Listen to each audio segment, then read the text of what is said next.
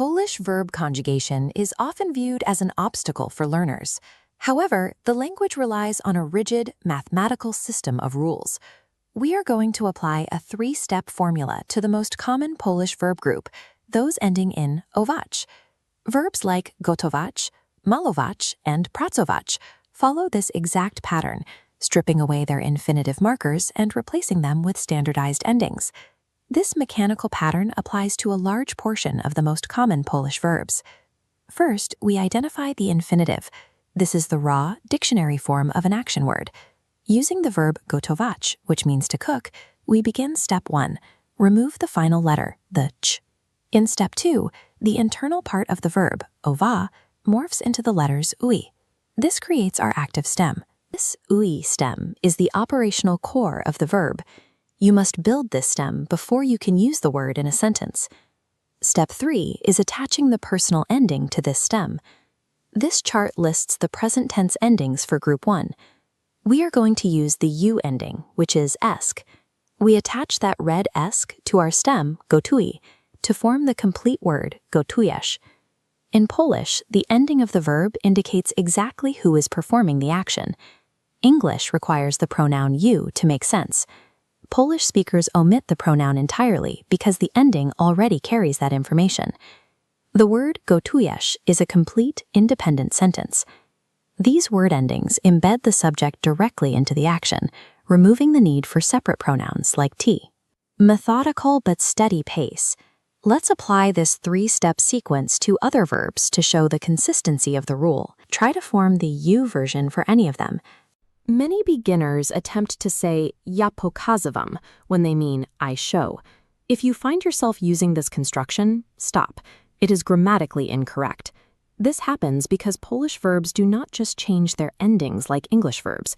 Instead, they require a specific internal structural change before they can function in a sentence. By the end of this video, you will have a 4-step formula to correctly conjugate two of the most common verb groups in the language. To use this formula, you only need to know the basic Polish personal pronouns, ja, te, on, ona, ono, me, we, and oni or one. Once you have those pronouns, conjugating these verbs becomes a matter of applying a predictable mechanical sequence.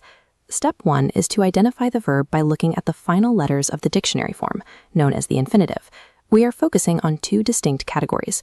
Group 2 verbs end in uwać or iwać, like pokazywać. Group 3 verbs end in awać, like dawać. Step 2 is to isolate the verb by removing the infinitive marker. In both cases, we slice off the final letter ch.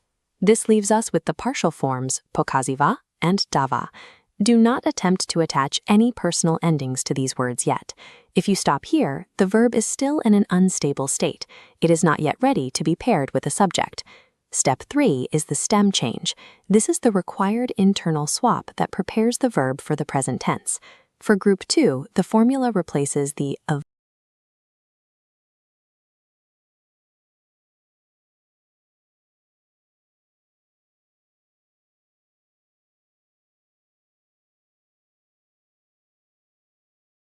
Group 3 verbs follow a different internal swap. For dawa, the ava cluster swaps for I, leaving us with dai. We see the same result with dostawa. The ava becomes I, giving us the block dostai. These newly built blocks are the present tense stems. By performing this internal modification, the verb is now mechanically stabilized and ready to accept any subject pronoun. Step 4 is the final assembly.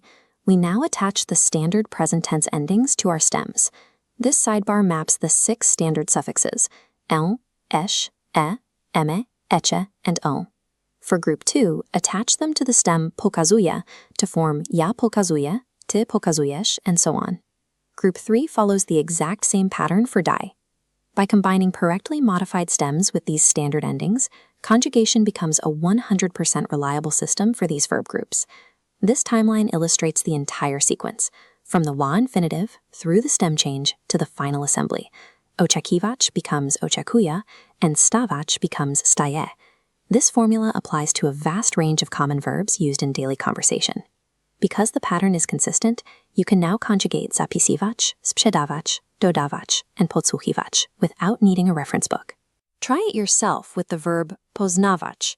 Apply the 4 steps and write the form for we or me in the comments. Analyzing the internal mechanics of these two groups makes the conjugation process predictable and repeatable.